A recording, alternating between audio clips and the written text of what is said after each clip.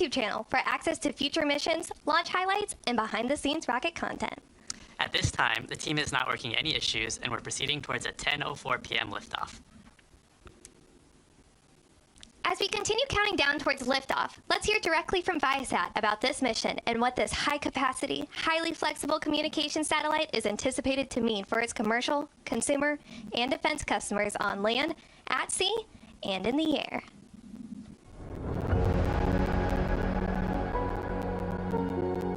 Today, we launch ViaSat 3 Flight 2, a powerful addition to our global multi-band, multi-orbit satellite network, and the next step in delivering connectivity where it's needed most. We're in lovely Cape Canaveral, Florida, getting ready to launch ViaSat 3. This launch has been a long time coming. Satellite launches are always an exciting and inspirational time. But this one's even more meaningful than most. Flight 2 is designed to not only more than double the total capacity of our entire current network, but also do so with extreme flexibility. Historically, we really had a choice between coverage or capacity. With ViaSat 3, you don't really have to choose. Its capabilities are certainly considerable. ViaSat 3 really represents a pretty unique way of thinking about satellite communications. One of the things we were really emphasizing, besides just the enormous amount of throughput, was flexibility. The power of ViaSat 3 is driven by innovations in ground systems and payload design. Everything was designed, engineered to work together as a seamless system. In fact, most of the complexity in the system is on the ground, not in space, and that allows us to devote more of the size, weight, and power to satellite-specific items that can help us increase the overall system performance. When we designed ViaSat 3, we were really looking for something that would create unique differentiators for us in all of our business areas. This work and innovation is rooted in our mission to bring more to our customers around the world. Airlines are generating demand everywhere in the world. ViaSat 3 satellites that allow you to match the demand in any one spot. No matter what the platform is, we've got our Amara product in commercial aviation. We've got Jet XP in business aviation. It's a really important upgrade opportunity and transition path to bring even greater capacity, building on the managed, highly reliable service that Nexus Wave presents. All of these requirements are why we built ViaSat 3 the way we did. For government, that's increasing the resiliency and the reliability for our users. Today's launch and the ViaSat 3 technology on board pave the way for our upcoming launches, for the future of ViaSat satellite technology, and for our mission to deliver more. Just as important to ViaSat is the ability to scale the basic ViaSat 3 technology, as well as the improvements we're already making to it for the next generation of satellites, both at GEO and at LEO and all orbits in between. Thanks to all our partners that have made it possible. Thanks again to all the employees everywhere around the world that have put in just the incredible dedication to get us here.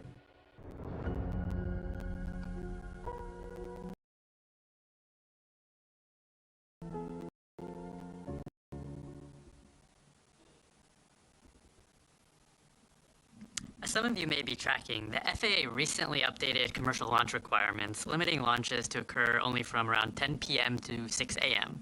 But the teams at both ViaSat and ULA have been hard at work accommodating these changes and getting us ready for launch today. Trajectory engineers and mission design teams being in lockstep, updating parameters to accommodate these changes. The ViaSat team went through the analysis and margins for the spacecraft and were able to implement an adjustment to the separation window that didn't impact any performance during their orbit-raising maneuver from GTO to GEO. GTO, or Geosynchronous Transfer Orbit, is an elliptical orbit around the Earth that allows you to eventually get to GEO. It's worth noting that our Atlas rocket is also able of doing direct injection to GEO. But thanks to the skilled engineers across both teams and the flexible capacity of the Atlas V rocket, we were able to rapidly adjust and return for a launch attempt today. Yeah, big shout out to the teams for helping us get to the pad today. Right now we're taking a live look at the Atlas V rocket on the launch pad. As the countdown continues, our team is taking the final steps in preparation for liftoff. The first stage, also known as the rocket's booster stage, is that bottom half of the vehicle made up of two large propellant tanks. The bottom one filled with RP1 and the top with liquid oxygen. Liquid oxygen is a super cold cryogenic propellant. It's so cold that it forms a thin layer of ice that gives the tank its frosty white appearance. Atlas is also equipped with the Centaur upper stage, which drives the payload during the second phase of flight to its final orbital destination in space. The payload fairing, or PLF, completes the rocket and provides the aerodynamic shape necessary for the climb to space. On the upper stage in PLF, we see logos for ViaSat, Atlas, ULA, as well as the American flag.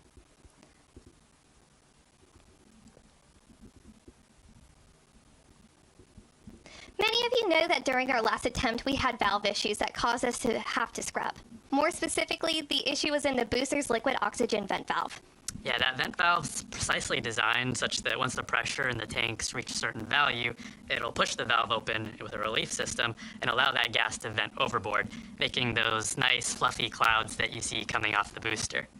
These problems typically happen on valves that are exposed to the exterior of the rocket when they're introduced to things like weather, contamination, or other external influences that can cause issues that are really hard to fix without that manual inspection and intervention, which is why we had to roll back to the VIF. But the fun thing about valves is we interact with them every day. You know, the running water in your house actually operates similar to a rocket. Those pipes store water at really high pressure, around 50 psi on average, and every time you turn on your sink, you're actually manually actuating a valve similar to a pressure-fed propulsion system. So you should remember that next time you go to wash your hands.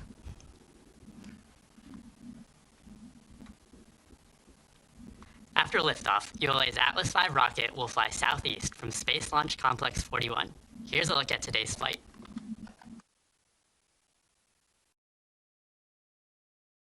Following final confirmation of rocket readiness, the RD-180 engine and 5 GEM 63 solid rocket boosters ignite to produce more than 2 million pounds of thrust, lifting ULA's Atlas V rocket away from the pad. Shortly after liftoff, the rocket begins a pitch over to attain the proper flight path while minimizing the dynamic pressure it experiences during flight. Atlas then reaches Mach 1, the speed of sound. The addition of 5 solid rocket boosters, or SRBs, precisely augment the liftoff thrust of the Atlas V, giving it the power to deliver the payload to orbit. With their propellant expired approximately 96 seconds into ascent, the SRBs burn out, followed by jettison. Atlas's guidance system then begins steering towards the precise target in space. The ViaSat 3 F2 satellite is encapsulated inside a 5-meter diameter payload fairing, which provides protection to the satellite during ascent. After crossing the Kármán line, entering space, the payload fairing is jettisoned. With the majority of propellant expended fighting against the force of gravity, the RD-180 engine shuts down and the booster stage separates. The rocket then begins second stage flight, weighing less than 7% of what it did at liftoff. With the first burn complete, the Centaur engine shuts down for a coast phase. ULA's high-performance Centaur then performs 2 additional firings of its RL-10 engine. Together, the 3 burns increase the transfer orbit altitude and reduce the orbital inclination relative to the equator. During the third and final burn, Centaur expends all of its cryogenic propellant, minimizing the time to final orbit for ViaSat 3 F2. Following the final shutdown of its main engine, Centaur releases the ViaSat 3 F2 satellite into geosynchronous transfer orbit, or GTO, to expand and enhance in-flight connectivity for aviation passengers, exceed performance, security, and resiliency for governments, enhance internet experience on board vessels, and help deliver fast, reliable internet to rural communities. This is Atlas Mission Control at L-9 minutes and 31 seconds. On your screen now, you're looking at the flight configuration key for today's mission, AV551. AV stands for Atlas V.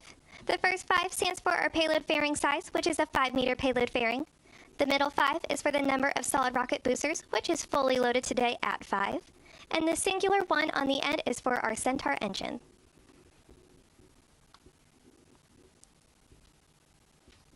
Now that we've seen the flight plan and learned about the configuration, viewers watching from Florida and parts of the Southeast may be able to see our Atlas rocket in flight. To get a closer look at this visibility map, check out @ULA Launch on social media.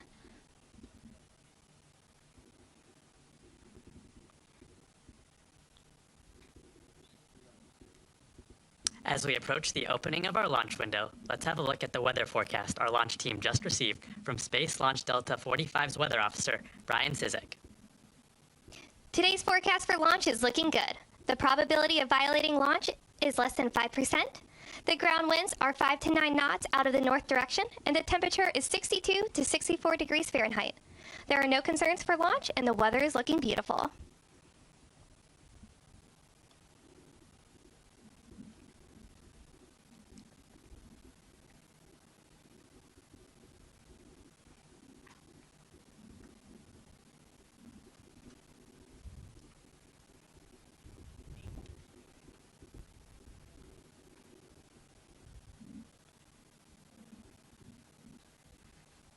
Go.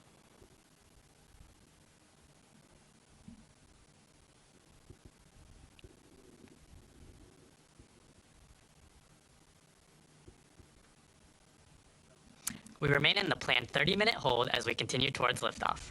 In a few moments, ULA launch conductor Ed Kitta will pull the team for the final go to pick up the countdown. The launch conductor manages the launch team during the countdown, ensuring that all systems are performing nominally and that every member of the team is following their procedure and executing per the planned timeline. 28 engineers are pulled to confirm the rocket is ready to proceed. This is the final status check for all Atlas vehicle systems, ground systems, the payload, and the United States Space Force Eastern Range. Let's listen in as he performs the poll.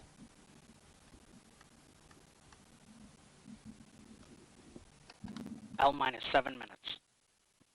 Status check to proceed with terminal count. Atlas systems. Propulsion. Go. Hydraulics. Go. Pneumatics. Go. LO2. Go. Water.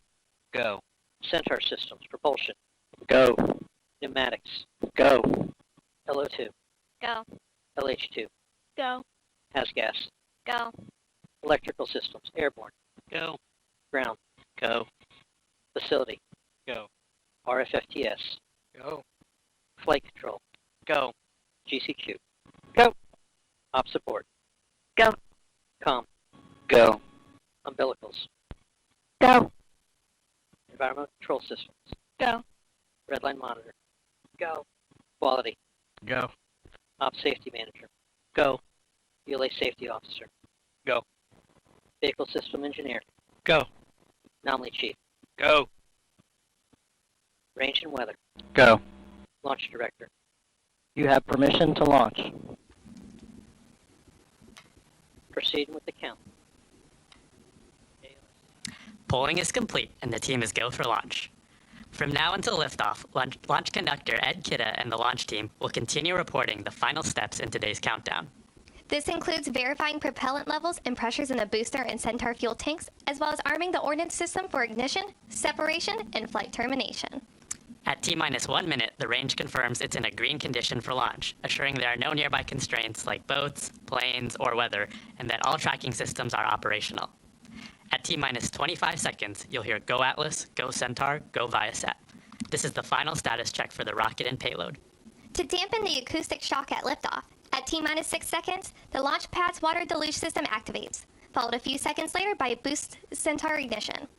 Then, after seeing Atlas lift off, you'll hear flight commentator Daniel Brunson providing updates as the rocket ascends into space. One of the topics circling around recently is space weather.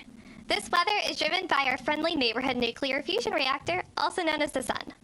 Every 11 years, the Sun's magnetic poles swap, which leads to a very active period of stormy weather, which is the period we are in right now.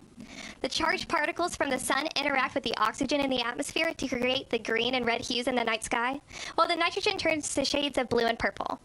Together, this creates those beautiful visuals we call the Northern Lights that some of you may have noticed a bit farther south the past few days.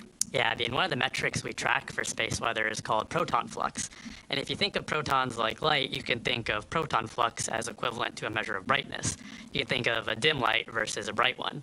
It's an important metric since it helps us understand the risk that those protons have of causing damage to our sensitive components. And a fun fact, Parker's solar probe that we launched on a Delta IV Heavy back in 2020 has been collecting data extremely close to the sun to help us. This is Atlas Mission Control at T-minus 4 minutes and holding. We anticipate releasing the hold in just a few moments. The countdown clock has resumed, and we are go for launch at 10:04 p.m. Eastern. While the countdown continues, let's learn more about how ULA builds the Atlas V rocket. Engineered in Centennial, Colorado, ULA's Atlas V rocket is built in Decatur, Alabama, and launched from Cape Canaveral, Florida. Once the rocket is manufactured, it travels to Cape Canaveral on ULA's cargo ship, known as Rocket Ship. After arriving in Florida, ULA's launch operations team begins assembling the rocket. Stacking begins with lifting the 107-foot Atlas booster, powered by an RD-180 engine, onto the mobile launch platform. 5 solid rocket boosters are attached to the sides of the first stage for additional thrust and liftoff. ULA's ultra-thin stainless steel Centaur upper stage, powered by an RL-10 engine, is then lifted into position. Lastly, the payload fairing, containing the spacecraft, is lifted and mated to the Atlas V rocket.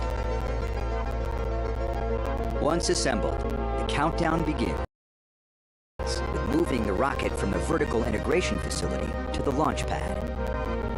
The trip to the pad is about 1/3 of a mile. Throughout the 20-minute trip, a payload van leads the move, providing communication with the spacecraft, followed by the ground van providing support to the rocket. The mobile launch platform supplies air conditioning, electrical, and propellant lines to the rocket. Track mobiles at the rear power the convoy, which includes an environmental control system providing air conditioning to the payload and rocket, as well as a backup generator. Atlas arrives at the pad for fueling and other final preparations, and once fueled, weighs nearly 1.3 million pounds.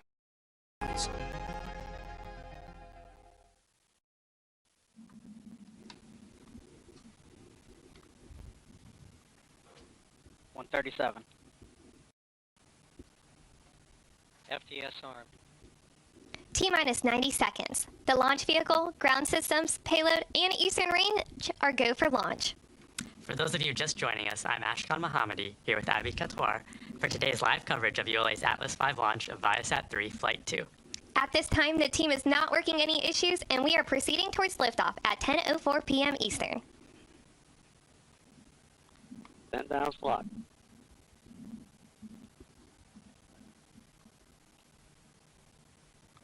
T-minus 1 minute. 1 minute. Rock, report range status. Range green.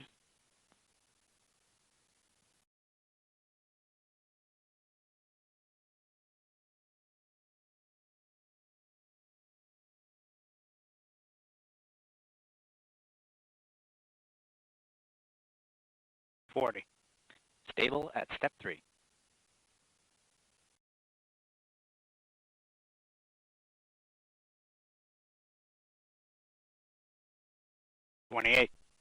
Verify ECS reduced for launch. Verified. 25. Status check. Go Atlas. Go Centaur. Go ViaSat.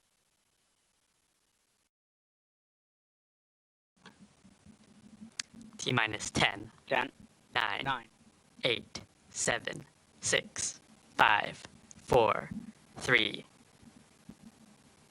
We have ignition, 2, 1, and liftoff of the United Launch Alliance Atlas V rocket, carrying ViaSat 3 Flight 2, adding unprecedented capacity to ViaSat's global multi-orbit network. Atlas is switching over to closed-loop control.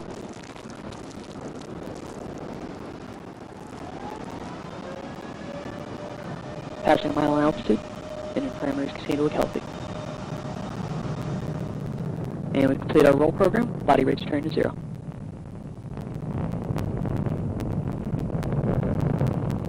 Mach 1, Atlas is now supersonic. Hydraulics continue to look good. Engine parameters stable. You are hearing Max Q, Daniel maximum Brunson, dynamic pressure. providing launch vehicle ascent data. Vehicle's throttling back up to near full power. Passing 3 miles downrange, approaching 8 miles in altitude.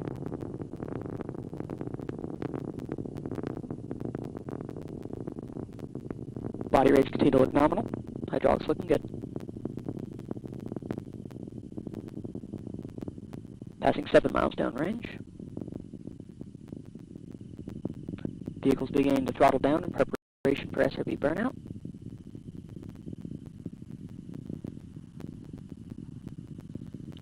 At this point in flight, vehicle is now half of its original liftoff weight.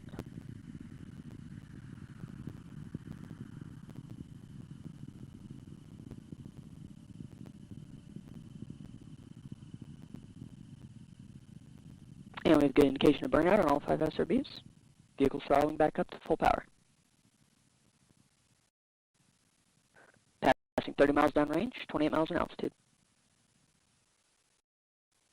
And good indication of SRB jettison on all 5 SRBs. Body rates continue to look healthy. Engine parameters looking good. We just heard confirmation of solid rocket booster jettison. These additional motors augmented the thrust at liftoff to give the Atlas V rocket an extra boost to reach geosynchronous transfer orbit. We're coming up on our next mission event, jettison of the payload fairing. Let's listen in. Passing 57 miles downrange, traveling at 5,000 miles per hour.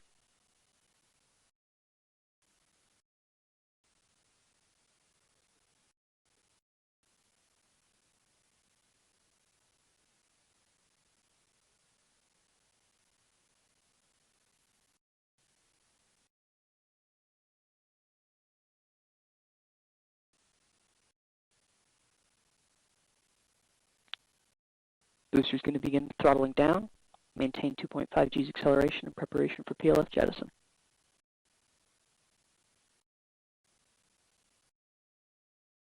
Approaching 60 miles in altitude, 6,600 miles per hour. And we've got activation of the second stage RCS system. Hydrazine coming up to flight pressures.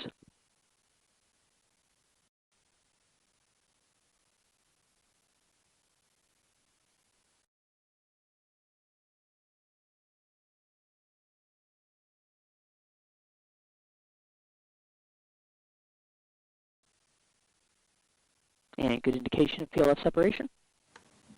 Flight commentator Daniel Brunson just called out confirmation of payload fairing jettison.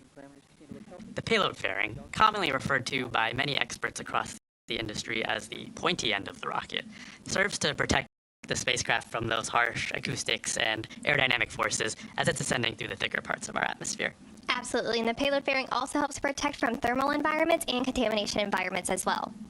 Up next, we'll hear callouts for cutoff of the Atlas first stage engine and separation of the booster stage, followed by ignition of ULA Centaur's second stage engine. Let's listen in as we approach these milestones.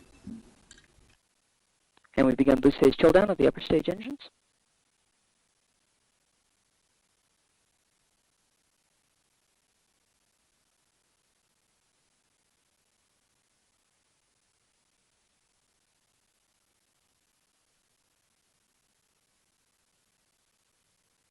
And we've completed boost phase chill down.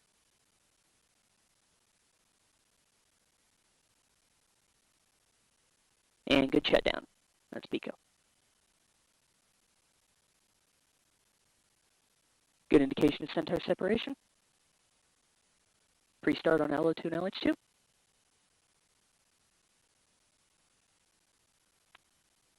Ignition.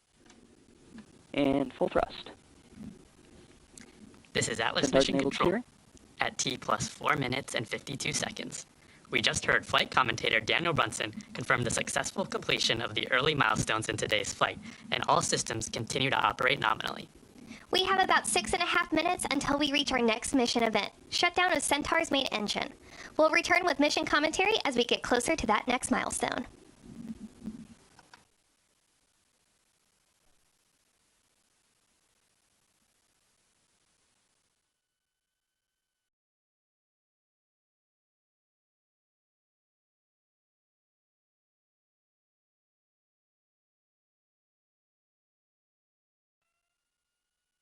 Just under 6 minutes remain in this first planned burn. RCS thermal conditioning firings continue. Hydrazine line temps are beginning to approach bottle temps.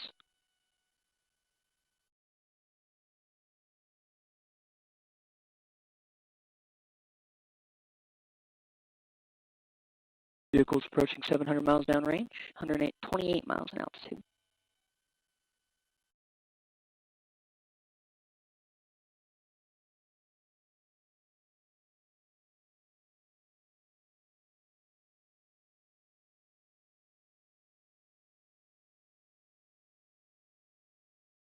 Centaur PU's gone to closed loop as expected.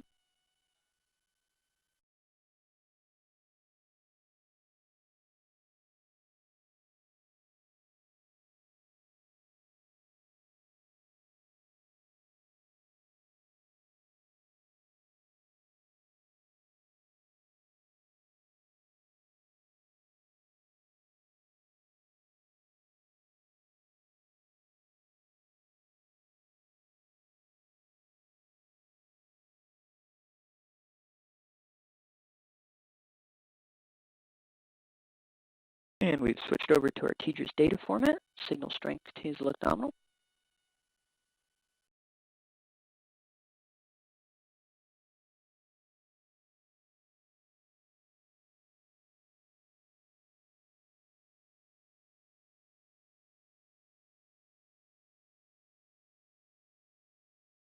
Vehicle's now 1,030 miles downrange, continuing right down the center of the range track.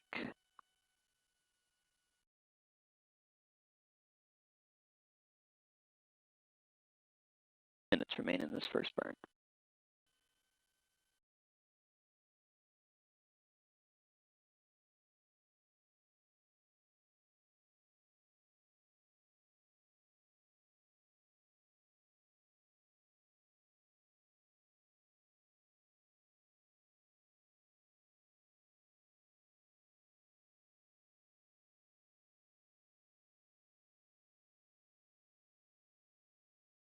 Vehicle approaching 1,450 miles down range, 145 miles in altitude.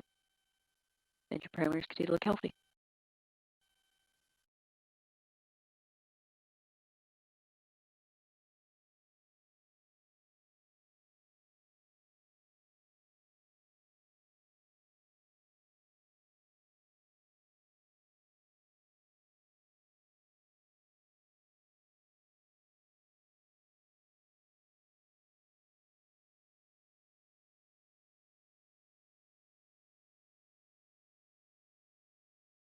Two minutes to planned MECO.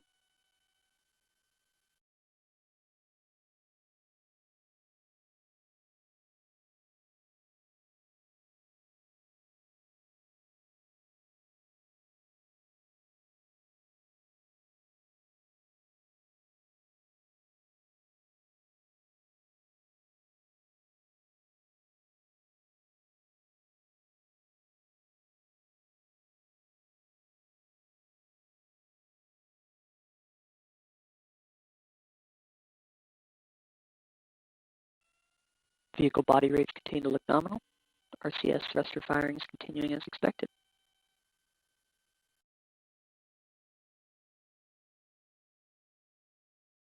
Passing 1,800 miles downrange.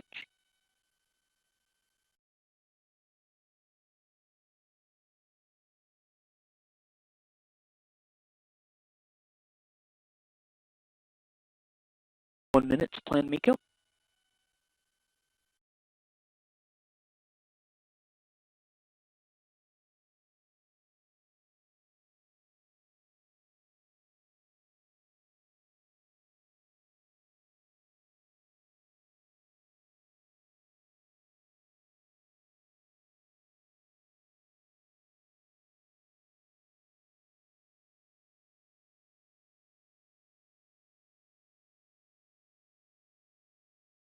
Seconds to MECO 1.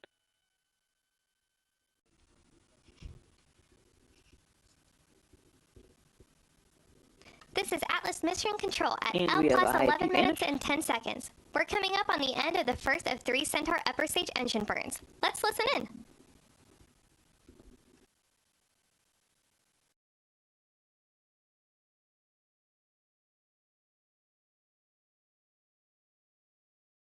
And MECO 1, good shutdown. Settling has gone to 4S mode. Vehicle's begun turning to our second burn attitude. All of the parameters look healthy. This will be a 10-minute coast for our second burn. We've just heard confirmation of the successful first burn. Our next event is the second of 3 main engine starts at L plus 21 minutes and 35 seconds. We'll return with mission commentary as we approach that next milestone. During our breaking commentary, we'll continue to stream live STK from the rocket. STK, or Satellite Toolkit, is the graphic on your screen showing where the satellite is in its mission to get to its final destination. Yeah, and the cool thing about the STK is it's using live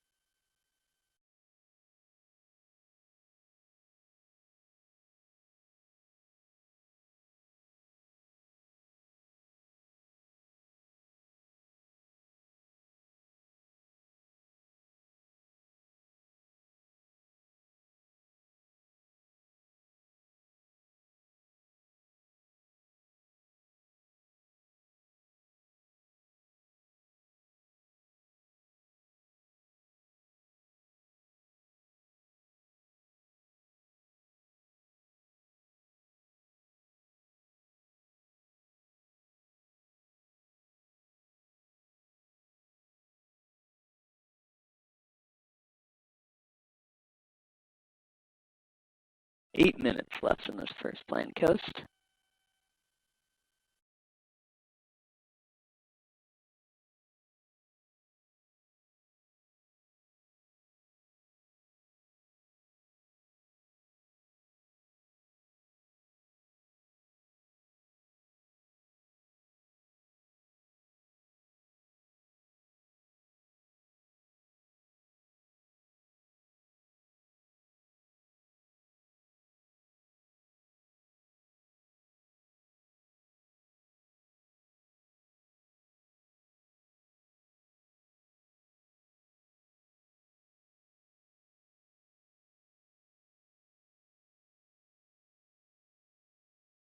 Vehicle's approaching 3,000 miles downrange.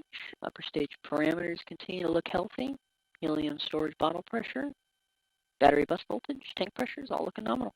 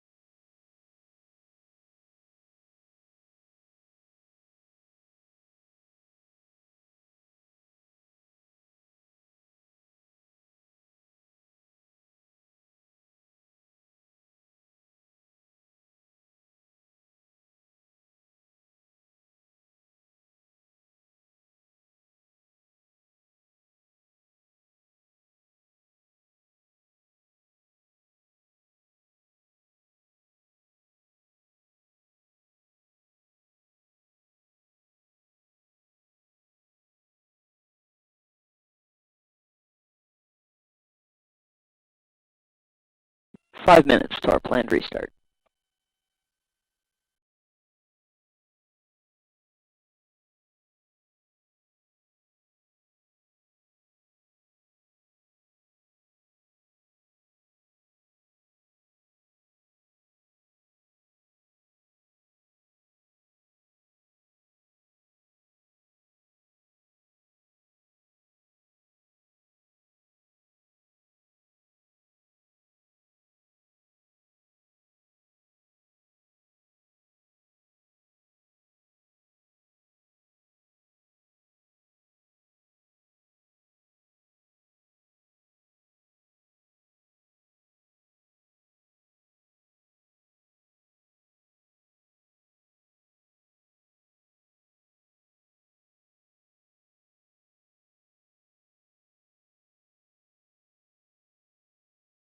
Four minutes to our planned restart.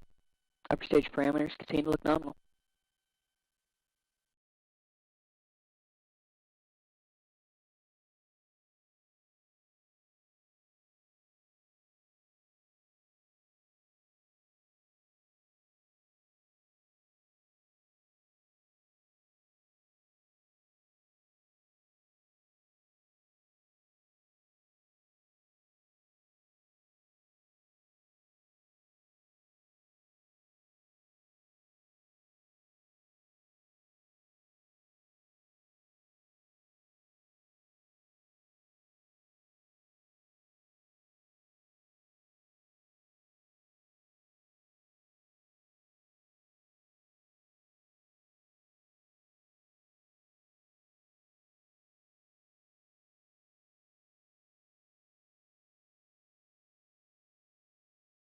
Three minutes to mess two.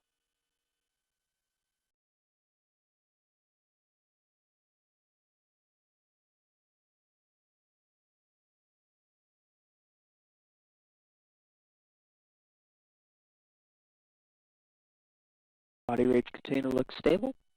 Minimal RCS firings. Battery bus voltage, helium bottle pressure, all looking nominal.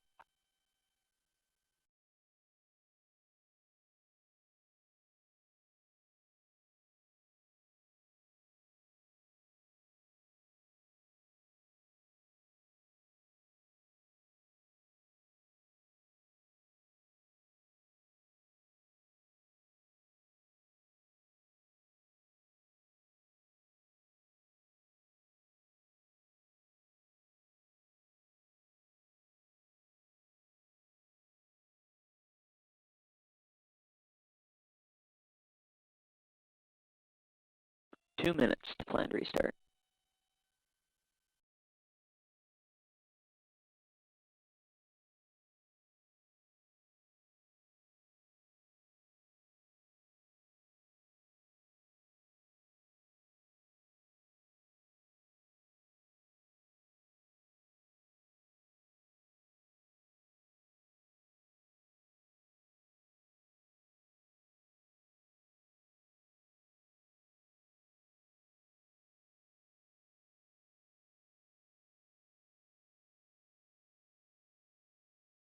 Any expected increases to LH2 tank pressure? Preparation for restart?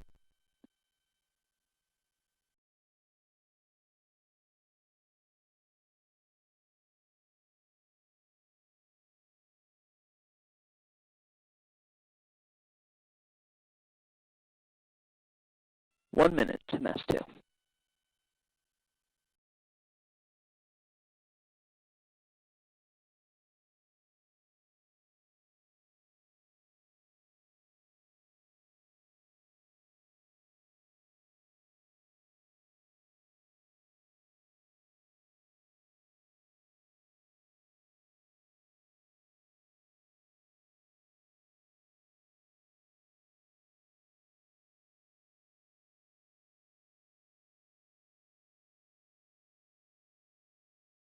LH2 restart.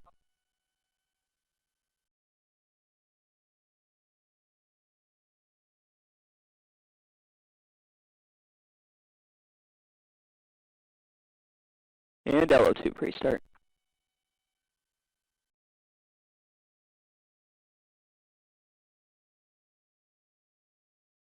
ignition, and full thrust.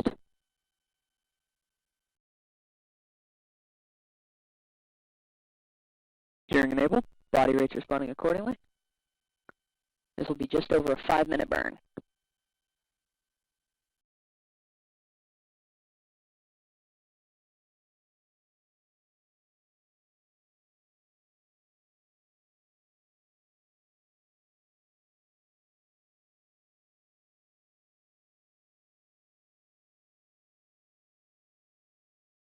Engine parameters continue to look healthy.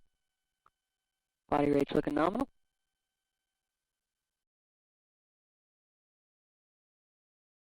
Use gun to closed loop control as expected.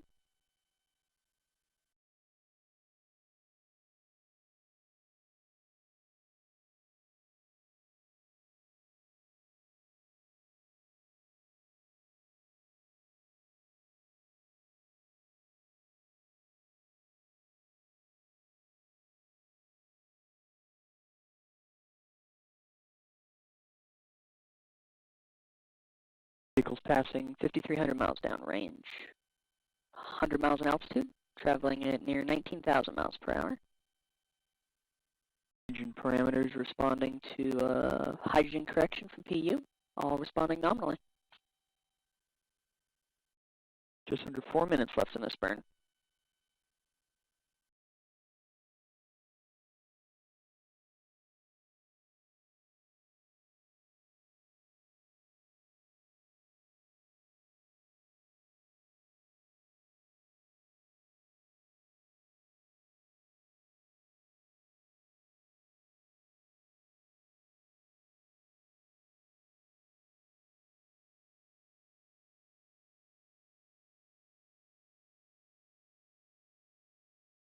CS thruster firings continuing as expected.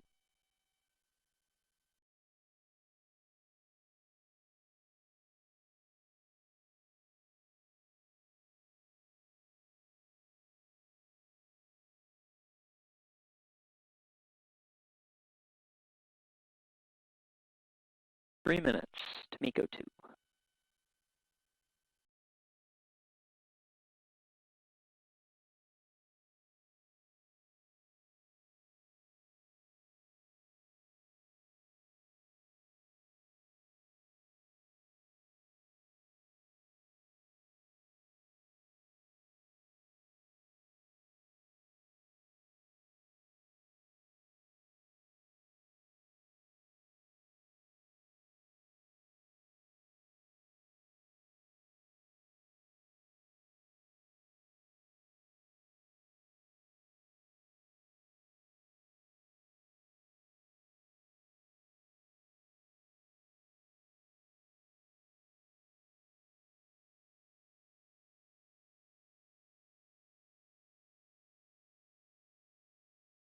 Two minutes to plan MECO.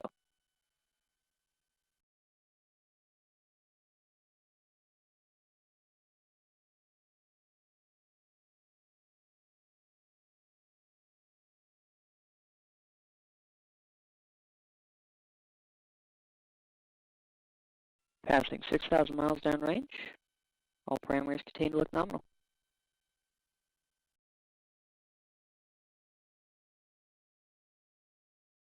"90 seconds left in this burn.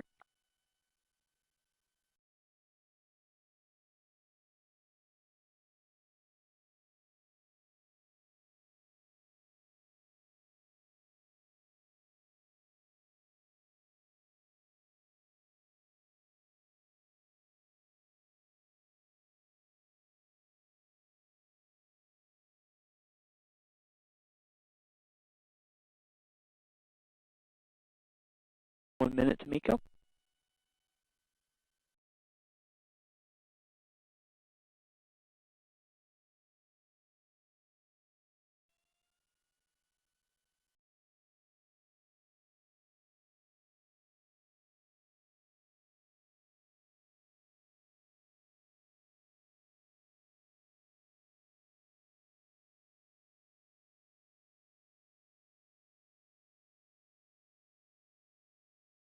"30 seconds to MECO.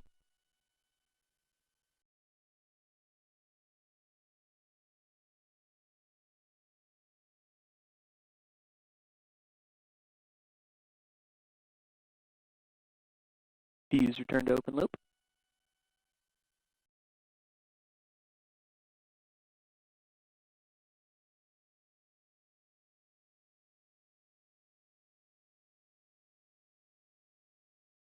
And good shutdown. MECO 2. Shuttling has resumed 100% as expected. Body rates responding accordingly. Vehicles beginning to turn to smash 3 attitude. And vehicles enter.